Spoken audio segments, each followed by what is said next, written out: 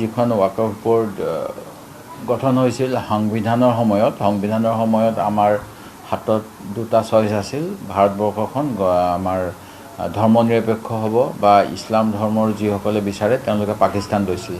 ভাৰতবৰ্ষত পাকিস্তানত থকাতকৈ বেছি মুছলমান সম্প্ৰদায়ৰ মানুহে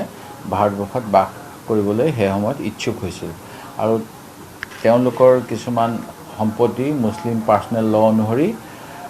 সামাজিক কাম কাজৰ বাবে, তেওঁলোকৰ ধৰ্ম প্ৰচাৰৰ বাবে আৰু তেওঁলোকৰ শিক্ষা দীক্ষাত পিছপৰাসকলক সহায় কৰাৰ বাবে এই কিছুমান সম্পত্তি যদি কোনোবাই দান দিব বিচাৰে সেই দানখিনি তেনেকুৱা ধৰণৰ কামত ব্যৱহাৰ কৰাৰ কথা আছিল। স্বাস্থ্যৰ কমিটিৰ প্ৰতিবেদন অনুসৰিও ভাৰতবৰ্ষত 1.2 লাখ কোটি টকাৰ এনেকুৱা ধৰণৰ সম্পত্তি আছে আৰু সেইবিলাক গোটেইবিলাক যোৱা সময়ছোৱাত যি শেহতীয়া সংশোধন আছিল বিলৰ 1995 চনত মুছলিম ৱাকফ প্ৰপাৰ্টি বিল UPA চৰকাৰ সময়ত হৈছিল। এতিয়া বিজেপি চৰকাৰে যদিও কোৱা হৈছে যে আমি ধৰ্মনিৰপেক্ষ গণতান্ত্ৰিকভাৱে আমাৰ প্ৰত্যেকৰে নিজৰ ধৰ্মৰ প্ৰফেছ কৰাৰ সুবিধা আছে, ইছলাম ধৰ্মৰ এই পাৰ্চনেল লৰ অধীনত যিখিনি প্ৰপাৰ্টি আছে তাত চৰকাৰী হস্তক্ষেপ কৰাৰ ব্যৱস্থা কৰিছে আৰু ৱাকফ প্ৰপাৰ্টিৰ বাবে যিবিলাক ৰাজ্যত সমিতি হয় তাত নন মুছলিম সদস্য অৰ্থাৎ হিন্দু বা অন্যসকলক তাত নিয়োজিত কৰাৰ ব্যৱস্থা কৰিছে আৰু এনেকৈ তেওঁলোকে এটা দখল অনাৰ ব্যৱস্থা কৰিছে, যিটো প্ৰকৃততে আমাৰ যি সাংবিধানিক ধৰ্মনিৰপেক্ষতা তাৰ পৰিপন্থী। আমি সেইকাৰণে তাৰ প্ৰতিবাদ কৰি আছোঁ আৰু আমাৰ যি দেশত কোৱা হয় যে সকলোৰে নিজৰ ধৰ্ম পালন কৰাৰ অধিকাৰ আছে, এই যেন অধিকাৰটো খৰ্ব কৰা এনেকুৱা এই বিলখন অনাৰ পিছত অনুভৱ হয় আৰু সেই গতিকে বিৰোধ কৰা হৈছে, যিটো অসাংবিধানিক প্ৰকৃততে। যিখন ৱাকফ বোৰ্ড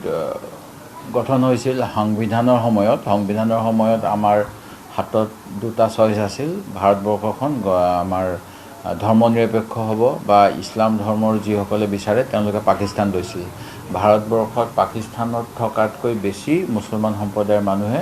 ভাৰতবৰ্ষত বাস কৰিবলৈ সেই সময়ত ইচ্ছুক হৈছিল আৰু তেওঁলোকৰ কিছুমান সম্পত্তি মুছলিম পাৰ্চনেল ল অনুসৰি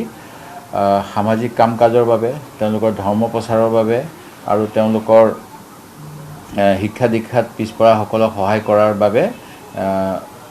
এই কিছুমান সম্পত্তি যদি কোনোবাই দান দিব বিচাৰে সেই দানখিনি তেনেকুৱা ধৰণৰ কামত ব্যৱহাৰ কৰাৰ কথা আছিল। স্বাস্থ্যৰ কমিটিৰ প্ৰতিবেদন অনুসৰিও ভাৰতবৰ্ষত 1.2 লাখ কোটি টকাৰ এনেকুৱা ধৰণৰ সম্পত্তি আছে আৰু সেইবিলাক গোটেইবিলাক যোৱা সময়ছোৱাত যি শেহতীয়া সংশোধন আছিল বিলৰ 1995 চনত মুছলিম ৱাকফ প্ৰপাৰ্টি বিল UPA চৰকাৰ সময়ত হৈছিল। এতিয়া বিজেপি চৰকাৰে যদিও কোৱা হৈছে যে আমি ধৰ্মনিৰপেক্ষ গণতান্ত্ৰিকভাৱে আমাৰ প্ৰত্যেকৰে নিজৰ ধৰ্মৰ প্ৰফেছ কৰাৰ সুবিধা আছে, ইছলাম ধৰ্মৰ এই পাৰ্চনেল লৰ অধীনত যিখিনি প্ৰপাৰ্টি আছে তাত চৰকাৰী হস্তক্ষেপ কৰাৰ ব্যৱস্থা কৰিছে আৰু ৱাকফ প্ৰপাৰ্টিৰ বাবে যিবিলাক ৰাজ্যত সমিতি হয় তাত